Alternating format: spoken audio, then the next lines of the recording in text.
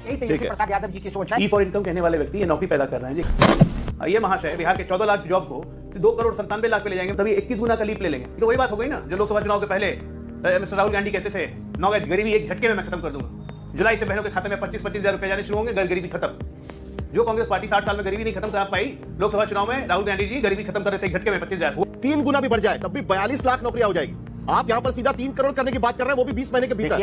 अल्लाह दिन का चिराग लगता है यहाँ पर। लगभग 1 करोड़ नौकरियां, 40 और अगर 22 अगर जोड़ देते हैं तो लगभग 80-90 लाख नौकरियां तो हम इस शो के तहत हम डिस्कस कर रहे हैं। क्या बोला तूने? साहिब जी मुझे समझ नहीं आ रहा है कि मैं हंसूं कि रो।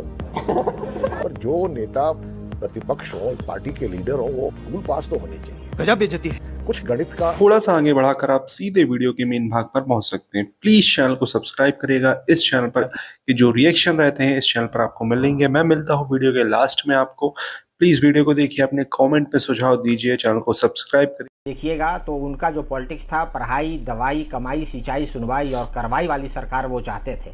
सरकार में वो 17 महीने के लिए जब आए तो जैसा कि आपने बोला कि उम्र कच्ची हो सकती है, जुबान पक्की है। 10 लाख नौकरी का वादा किया था उन्होंने, लगभग 5.5 लाख नौकरी उन्होंने 17 महीने में दे दिया। आईटी पॉलिसी बनाई, स्पोर्ट्स पॉलिसी बनाई, मेडल लाओ नौकरी पाओ वाली पॉलिसी बनाई उन्होंने। और आप जानते हैं कि सबसे जो है निचले स्थान पे बिहार लेबर फोर्स पार्टिसिपेशन है 49%। जो उम्र है 18 साल से लेके 29 साल तक जिस बीच में नौकरी मिलनी चाहिए, मुद्दा तो आप सही पकड़े हैं। अनएम्प्लॉयमेंट रेट है लगभग 25%। सुबोध मेहता जी, मुद्दा तो आप सही पकड़े हैं। नहीं, इसमें कोई दो राय नहीं है कि सोशल इंडेक्स में बिहार कहां पर है, उस पर हम चर्चा कर चुके हैं। मुझे आपका गणित समझना है कि 20 महीने के भीतर, देखिए 2 महीने के भीतर, 20 दिन के भीतर कानून बना लेंगे, आप अधिसूचना निकालेंगे। लेकिन 20 महीने में 3 करोड़ सरकारी नौकरियां कहां से लाएंगे, ये मेरा सवाल है, वो बता दीजिए मुझे।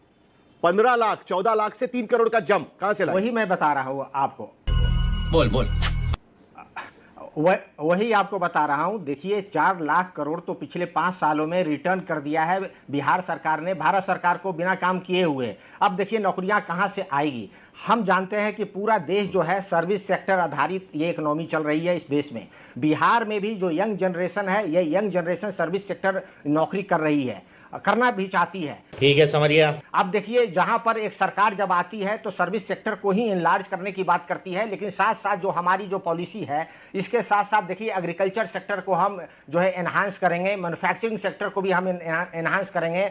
और इसके साथ जो है बिहार डेवलपमेंटल अथॉरिटी बना के हर एक जिलों में जो है हम एक नया प्रभाव जो है इंफ्रास्ट्रक्चर इनोवेशन सेंटर बनाएंगे। तो हर डिपार्टमेंट में 46 विभाग की आपने बात कही, हम लगातार आप देख रहे हैं बिहार में ये विभाग जो है एनहांस करने की आवश्यकता है। ये शॉर्ट टर्म पॉलिसी के तहत जो है सर्विस सेक्टर के साथ साथ हमारा अन इंडस्ट्रियल सेक्टर भी आना चाहिए, एग्रीकल्चर सेक्टर भी आना चाहिए, मैन्युफैक्चरिंग सेक्टर भी आना चाहिए। हमारे साथ जो प्लांट कॉलोनी है, पटना जैसे शहर में मात्र जो है राजेंद्र नगर और पाटलिपुत्रा कॉलोनी एक प्लांट कॉलोनी है, इसके बाद जो है कोई प्लांट कॉलोनी बनी नहीं। तो हर जिला में हम प्लांट कॉलोनी का व्यवस्था करेंगे। जैसे आप दिल्ली में डीडीए देखते हैं, उसी तरीके से बिहार डेवलपमेंटल अथॉरिटी आएगा। तो हर एक सेक्टर में हमारा 5 साल में का प्रोग्राम है। आमदनी दुगनी नहीं हो पा रही है लोगों की, और यहां पर आप कह रहे हैं कि 10 या 15 गुना ज्यादा नौकरियां पैदा करेंगे बिहार के भीतर। ये थोड़ा सा गणित समझने में थोड़ा सा डिफिकल्ट है, लेकिन चलिए आपने एक बड़ा दांव खेला इस पूरे मामले को लेकर आरजेडी ने। इसीलिए सुबोध मेहता जल्दी से आपका जवाब, फिर मुझे जरा डॉक्टर अजालोक के पास जाना है, जल्दी से दे देता हूं। हाँ, जी। ये देखिए डबल इनकम की बात किया था प्रधानमंत्री नरेंद्र मोदी जी ने कृषक वर्ग को।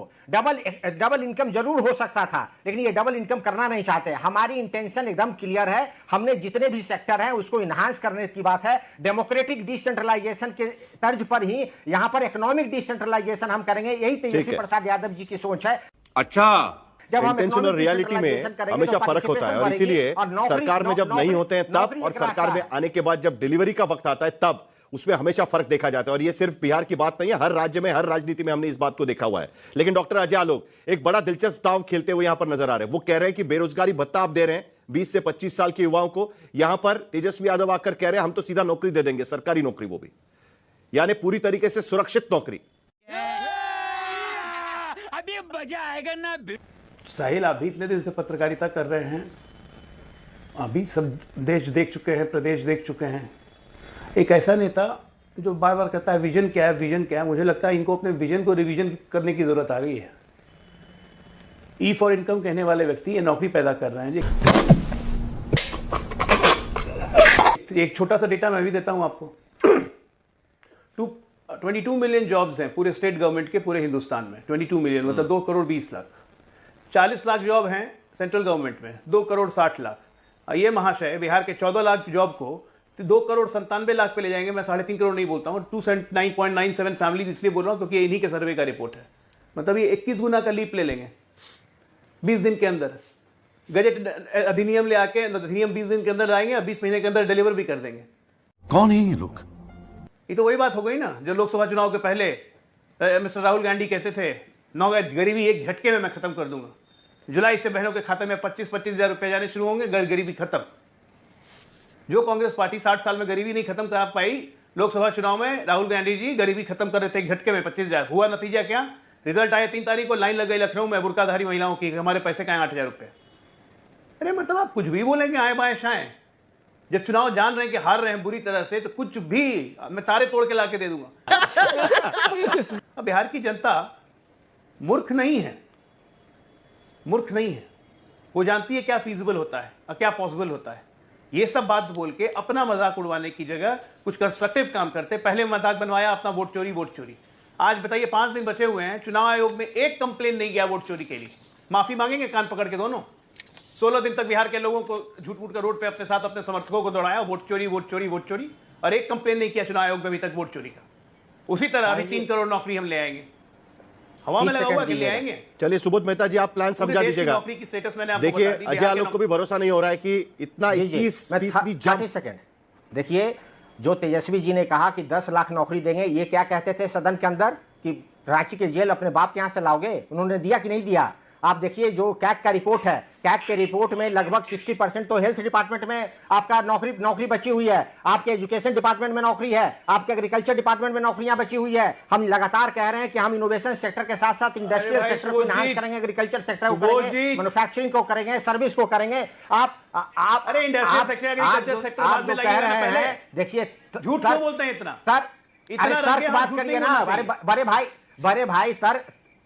देखिए बड़े भाई तर्क से बात कीजिए। तर्क यह है कि बिहार में अगर इच्छा शक्ति की कमी है, भारतीय तर्क मैं दे रहा हूं, तर्क आप कर रहे हैं तेजस्वी को डिफेंड करने के लिए। पूरे बिहार सरकार में सैंक्शन पोस्ट है 13,80,000, 11 लाख भरे हुए हैं, 2,80,000 पे वैकेंसी निकली हुई है। अरे आपने विभाग ही कम कर रखा है। दुनिया कहां से कहां चल गई, दुनिया कहां से कहां चल गई। आपने विभाग को स्टैंडर्ड कर रखा है, स्टैंडर्ड ग्रोथ है बिहार का। सुबोध मेहता जी, बावना बना दिया बिहार को। जल्दी से मुझे इस बात को बता दीजिएगा। आप बार बार इस बात को बताने की कोशिश कर रहे हैं और मैं भी थोड़ा समझने की कोशिश कर रहा हूं, और मैं जरा आंकड़े ठीक से समझता हूं। देखिए 14 लाख नौकरियां हैं, चलिए मान लेते हैं कि देख रहे हैं हम कि हेल्थ विभाग में नौकरियां फिलहाल काफी वहां पर रिक्त स्थान वहां पर नजर आ रहे हैं, एजुकेशन में नजर आ रहे हैं, बाकी जगह पे नजर आ रहे हैं। 3 गुना भी बढ़ जाए तब भी 42 लाख नौकरियां हो जाएगी। आप यहां पर सीधा 3 करोड़ करने की बात कर रहे हैं, वो भी 20 महीने के भीतर। यानी आपकी सरकार आधी भी नहीं चली होगी, उसके पहले आप 3 करोड़ कर देंगे। ये थोड़ा सा अल्लादीन का चिराग लगता है यहां पर। साहिल जी कि आपने घिस दिया और अचानक तैयार हो गया। अब डाटा देता हूं, डाटा आप देखिए, आपने डाटा दिया है, मैं भी अब डाटा दे देता हूं। देखिए बिहार में लगभग 2 करोड़ 70 हजार लाख के करीब जो है हाउस होल्ड है। उसमें जो 2022 का जो सर्वे आया उसमें निकल कर आया कि भाई 6,000 जो है 37% लोग नहीं कमाते हैं और 10,065% लोग नहीं कमाते हैं। जो नौकरियां निकल कर आई लगभग 22 लाख नौकरियां निकल कर आई। आप अभी 40 लाख खुद ही आप वहां जोड़ा रहे हैं, तो लगभग 1 करोड़ नौकरियां 40 और अगर 22 अगर जोड़ देते हैं तो लगभग 80-90 लाख नौकरियां तो हम इस शो के तहत हम डिस्कस कर रहे हैं। क्या बोला तूने? इसी तर्ज पे हम कह रहे हैं कि हम लगातार जिला वाइज, ब्लॉक वाइज हम जिस तरीके का एक्सपेंशन करेंगे। विभाग हमारे 46 हैं और ये विभाग जो है 1990 के पहले के विभाग हैं। 1990 के पहले के विभाग 2-3 विभाग जो है हमारे माननीय लालू प्रसाद यादव ने एनहांस किया था। उसके बाद तो कोई विभाग ही एनहांस नहीं हुआ है।